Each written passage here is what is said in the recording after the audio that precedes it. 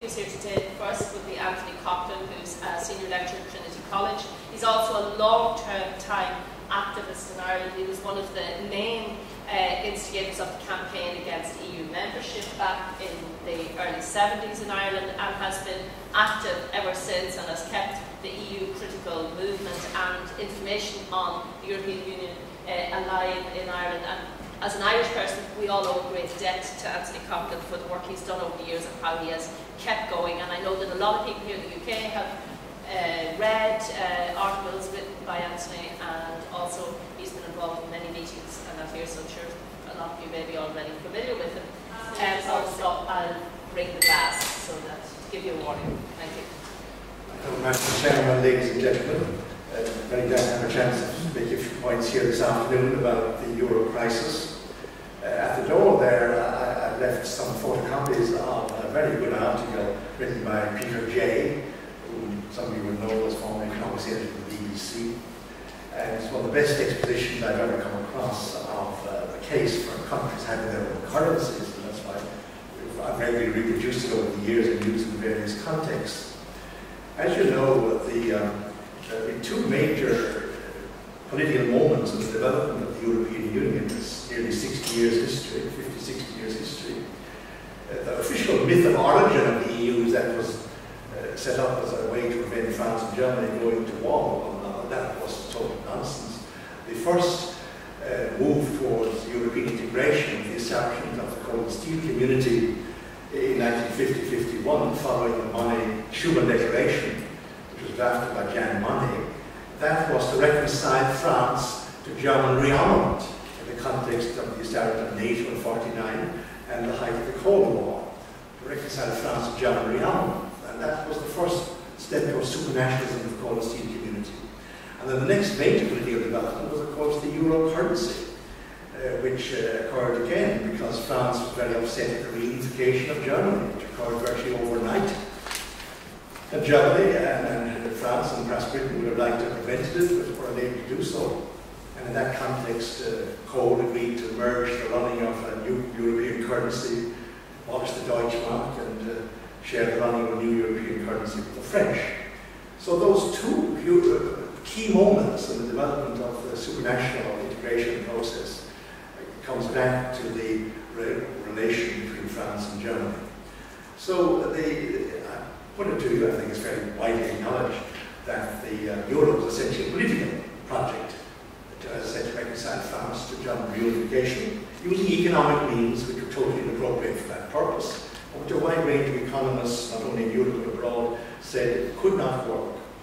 Because as Otmar Issing, who was former chief economist of the Bundesbank and later chief economist of the European Central Bank, said there is no example in history of a lasting monetary union that wasn't part of one state.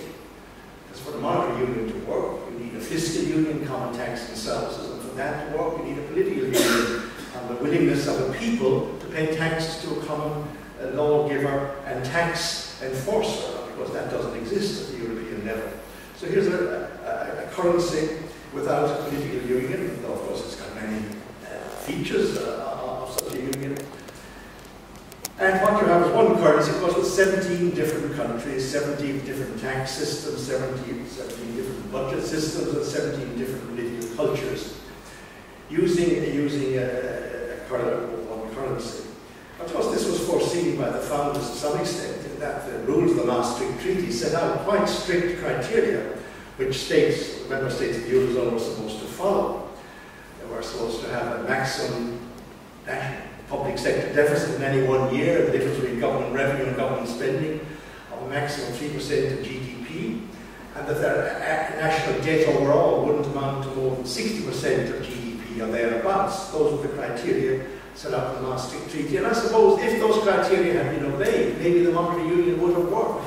Maybe the various countries who have built up huge debts wouldn't have done so. And there was, of course, a system of sanctions set out in the Maastricht and the European treaties to enforce these rules. Warnings from the Commission if states exceeded the 3% annual budget limit or went excessively over the 60% of GDP total national debt limit. Warnings from the Commission, recommendations, and the event of those not being heeded, the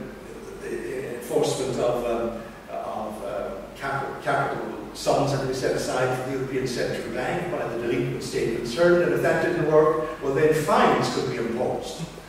Because that system was set out there, but it was never, of course, enforced. There were threats to countries like Ireland and elsewhere that they might be heading in that direction in the early 2000s. But when France and Germany themselves became major breakers of the Maastricht criteria, the sanctions weren't enforced. So they themselves, the two big countries, France and Germany, wrote the rules for these now 17 member states of the Eurozone, including some that were high growers, some was low growers, some with big deficits, some with surpluses, some with different productivity levels, different resource endowments, and so on, expected to have one interest rate regime and use the same currency vis-a-vis currencies of countries outside the Eurozone. And it was in that context, of course, that you got the encouragement for the build-up of these huge asset bonds. The Republic of Ireland, from where I come, had a major boom during the 1990s, which gave rise to the so-called Celtic Tiger metaphor. And we had a 7-8% annual economic growth rates in the latter 1990s. And then when we joined the Eurozone, we halved interest rates. And when you're in the middle of a boom with property prices rising, you don't halve interest rates if it makes sense. But what that did was to make the boom boomier, to use the phrase of a former Taoiseach. And of course the bubble really expanded then in the early 2000s because of these inappropriately low interest rates. And you're in an analogous situation to either expanding fiscal deficits or property bubbles in Greece and Portugal and to some extent elsewhere. And that, of course, initially, of course, the interest rate regime of the different countries was very, very similar, and the different governments could borrow at the same level, because initially it was widely assumed that if Germany had low interest rates, well, then the German rates would prevail all over the place. But of course, as these asset bubbles grew, it became, and particularly, of course, in the last 3 or 4 years, when the bubbles burst and the property markets fell, and the underlying assets that gave rise to these huge asset bubbles diminished in real value, well, then, of course, it became much more expensive for the countries in the Mediterranean area, the so-called PIGS countries, Portugal, Greece, Italy, Spain, and the Republic of Ireland, to borrow, except at extortionate and very high rates. And that, of course, brings us to the more recent situation, where the banks in several of these countries, including the Republic of Ireland, some banks are insolvent because of the way in which they've been encouraged to go into the property bubble with low interest rates in the first place, and then when the property values fell, they were caught with huge bad debts. The most delinquent bank in the Republic of Ireland was, of course, the Anglo-Irish Bank, which was exclusively concentrated on the property market, pushing out money to Irish property owners or property investments elsewhere, including the City of London. And the Anglo-Irish Bank, of course, not only took deposits from Irish citizens, but also borrowed from other banks abroad. And when the bottom fell out of the Irish property market and the Anglo-Irish Bank went bust, or at least was insolvent, it was discovered that foreign banks, primarily German, British and French banks in that order, were owed some 30 billion euros. And it's been the doctrine of the European Central Bank, which runs the Eurozone essentially, that no Eurozone bank should be let go bust. And the Irish government was foolish enough to guarantee not only the deposits put in the Irish banks, but also all positions which the respective governments must take during the 10-year period of the loan. It's likely one for years. And every week and every month, statistics must be passed on from the national state to Brussels to show that the national state is complying. So we, although 3 members of the Eurozone, Ireland, Greece and Portugal, are now in effect directly run by the European Central Bank and the European Commission with the IMF in tow. The IMF actually has a rather more liberal attitude in some respects than its European counterparts. So that's under the existing bailout fund which was set up last year, I'm sure most of you know, to deal with the particular problems of Greece, but have since taken on board Ireland and Portugal. And what's essentially involved is that the taxpayers of these countries are paying money in order to make sure that the German, British and French banks, or other continental banks that may have loaned to the respective property markets of these countries, are paid back. And that, I think, is at the root of the European Central Bank's policy, that no Eurozone bank must be let fail, even though the normal laws of the market is that they should fail if they're insolvent, in order to prevent German, French and to some extent British banks taking a hit. So it is now proposed, of course, to set up a permanent bailout fund from next year. And I conclude at this point that the most important current development, in my opinion, in the whole Euro area and in relation to the EU are the proposals for a permanent bailout fund to be established from 2013 under the ESM Treaty, the European Stability Mechanism Treaty. I don't know how many of you here have heard about it, because there's certainly been damn about it in the newspapers and virtually nothing in public about it. The ESM Treaty was signed last July by the finance ministers of the Eurozone states. It applies to the Eurozone. It means that from 2013 a 700 billion bailout fund will be set up. Different member states of the Eurozone will contribute so much to it, and it will be basically run by the main Eurozone states, Germany and France. And it's quite clear from recent meetings of Chancellor Merkel and President Sarkozy that they see the ESM Treaty and the Eurozone as their new prime field of operation. I think they fairly frankly recognise that the EU is going to, the EU, all 27 states, are going to be split, so to speak, between the Eurozone states and those not in the Eurozone, the 10 outside it, including, luckily for itself, Britain. And that France and Germany are much more confident that they'll be able to run the show, or at least have overwhelming influence in the policy of the Eurozone than they could ever have in a 27 or 28 or 29 state EU. I think that there are several expressions of that in the recent period, and a recognition that in order to make the Eurozone work, the single currency area for the 17 states, that should be pushed towards the fiscal union, the tax and budget union, and the quasi-political union, which any lasting monetary union requires. And as you know, there's been a so-called six-pack of measures, the Euro Plus Pact, which is a series of draft directives which are meant to be used by the European Commission in order to impose strict budget controls on the member states of the Eurozone, particularly the delinquent ones who built up huge debts and are currently being faced with savage austerity measures in order to try and pay back those debts. These are envisaged, they were approved by the European Parliament last week. They're envisaged to be imposed on the member states of the Eurozone. And I think this is a whole new development in European politics, the recognition by the key state, Germany and France, that the main field of operation in the future will be the Eurozone, and they'll try and push the Eurozone towards a fiscal union. In order to do that, they have to get permission from the 27, because the 27 had to get permission to the 17 to set up to sign the ESM Treaty. But the 27 gave permission to that by agreed permission to that in an amendment to the EU treaties. But under the Treaty of Lisbon, they were able to do that without coming back to the particular countries in a referendum, particularly the Republic of Ireland, because the ESM, the Lisbon Treaty, conferred on the EU certain self-amending powers. At least they could amend the treaties without having referendums in countries like the Republic of Ireland, as long as they didn't confer new competences on the European Union. And the ESM Treaty doesn't confer new competences on the European Union, all 27 states, but on the Eurozone states.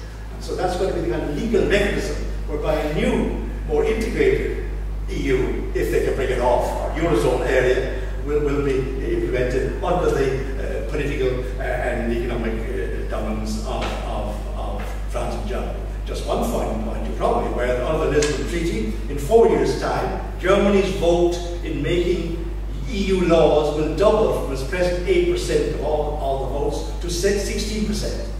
And France, Britain and Italy's votes will go from the present 8% of the votes to 12% each under the new system, which will come into force in 2014. So in 3 years' time, those big states, Germany and France in particular, and Britain of course outside the Eurozone, but the treaties that provide, the Lisbon Treaty provides for a significant increase in the voting power of Germany and France and the big states, and a diminution in the voting power of the small states. Ireland's vote goes from 2% to 1% of the new arrangement. So I just leave you that treaty situation really right up to date with the implications of pushing the Eurozone towards a fiscal union and the plans of France and Germany to exercise their political and economic hegemony over the 17 through the ESM Treaty, which is due for ratification by the end of next year. No state has yet ratified. It's supposed to go up to the German Parliament in December or early next spring, and then to go around the other Eurozone parliaments. Thank you.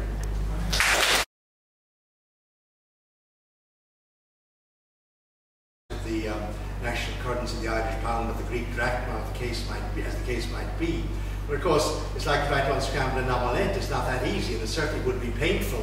The main advantage of going back to national currency is that, of course, one has control of that currency, and the government can encourage home demand, and by the use of its own national currency. And secondly, of course, it would greatly add to the competitiveness of the Mediterranean countries if they went back to the national currency, because of course there would be a significant devaluation, which would help their exports, that would enable them to earn money with which to pay their debts. The big drawback, of course, is that their debts would be in euros if the euro itself survived. Because some people think maybe the whole euro would implode. But if some countries want to leave it, there would be these problems. But that's the drawback of going into it in the first place. It's either quick pay or years and years and years and years and years of paying ahead, and you cut pay, profits and pensions to try and restore your competitiveness. But the vote in the German Bundestag the other day was, as you said, on the existing temporary bailout agreed last year to widen its terms of reference. What has not yet been voted on anywhere, as far as I know, is the ESM Treaty, the European Stability Mechanism Treaty, which was signed in July, but hasn't yet gone before any national parliament. And I've seen references that it's hoped to bring it up in the German parliament in the new year, or in December at the earliest. And Merkel's already had a big fight over amending the existing, or extending the terms of reference of the temporary bailout fund. And there surely will be a big fight in Germany and perhaps elsewhere over the permanent fund, which, as you say, commits the various member states contributing up to 800 billion, with it being open to finance ministers to raise that indefinitely to higher amounts. And that's hugely important and serious. Permission to set that up, permission to the 17 to have a treaty among themselves was given by the 27, however, and had to be ratified by, but all national parliaments haven't yet ratified that permission. I think some have, but I don't know if it's come up with the Danish parliament. The permission by the 27, because any amendment to the EU treaties must be, of course, unanimous, to the 17 to set up the special bailout fund among themselves. Not the monetary union, was that people would obey these basic rules, the 3% deficit rule and the 60% national debt rule, which essentially implied that they would become like Germans. But this, of course, is nonsense. It's quite impossible for countries with different productivity levels and natural endowments to do that. And that's why, of course, people need their own currencies. They need their own currencies and their own exchange rates to take into account the differences in productivity, resource endowment, etc. And as you know, the economic world is divided between fixers and floaters, those who believe that currencies should be fixed and those who believe that they should float. If the currencies are fixed, and there's nothing more fixed than a monetary union, then the economy must be run in such a way as to sustain that fixed exchange rate. Fixed exchange rate is the supreme totem pole or supreme value. That's the monetary union. Everything must be run in order to sustain the exchange rate, the monetary union, the euro. The alternative, of course, is that countries have their own currencies and give priority to their real economy of producing, making and distributing things. And Greece, of course, and Ireland needs to go back to their own currencies. The tragedy is they got into the euro in the first place, led by their political class. It's above all supreme folly for the Republic of Ireland, because we actually do two-thirds, or nearly two-thirds of our trade outside the Eurozone. Our genius politicians joined the Euro on the assumption the British were going to do so in a year or two. So we'd show how communitaire we are by going first. But if you take trade as being exports and imports together, the Republic of Ireland is a third with the Eurozone countries, the other 16 members who have the Euro, a third with the United Kingdom of Britain and the North of Ireland, and a third with America and the rest of the world. So we do nearly two-thirds of our trade outside the Eurozone. Now we're stuck in the euro. The euro has tended to go up in the recent period as everyone runs to the dollar to say for reasons of fear and safety. And the euro goes up, and of course we go up with it, which hits our trade badly with Britain and with America. And of course there is this huge monumental bad debt. States have bad, or some states have huge bad debts, companies have bad debts, banks have bad debts, and private citizens have bad debts. What's going to happen to them? There's only one way, only two ways. Either they're paid back, by people earning the resources to pay them back, or they're remitted, forgiven, in whole or in part. And that's what's happening now. The bad debts are being passed. They're being passed from the banks to the citizens in various countries. And from the citizens of the supranational area, where they hope that bailout funds supranationally will deal with them. And that raises the question, will the Germans contribute, or the surplus countries contribute to bail out many of the deficit countries? But of course that's not on, realistically, because the identification is not there. There is no European people, there's no European demos, there's no basis for a fiscal union. And that's why, as you say, you're quite right to be confident. I too am a happy man these days as I see the euro getting into a mess. Not happy for the situation of our own country, my own country, or the Irish state. 15% unemployment in the Republic of Ireland and significant net emigration, quite apart from everything else. And we run directly by the European Central Bank. That was the result of the folly of the Irish politicians going into the thing in the first place. And at least, I know Britain has got its problems, but at least you've stayed out of the euro. And the Swedes too. The Swedes, I remember the Swedish referendum was up there, but I think Sweden had nearly 5% growth rate last year, if I got the figures right. You know, which is remarkable. In the EU, but outside the Eurozone. It's a savage blow to the whole EU project, which has been built around the euro in large part. On the euro scene, Prodi said the two pillars of the nation state are the sword and the currency, and we have changed that. That's Commission President Prodi a few years ago. The sword and the currency, and the currency is one of the two key pillars of a state. And there's no doubt the state really exercises what they've been involved in ever since Money had his delusions, and so many others. But as long as France and Germany run the show, of course, a very important condition.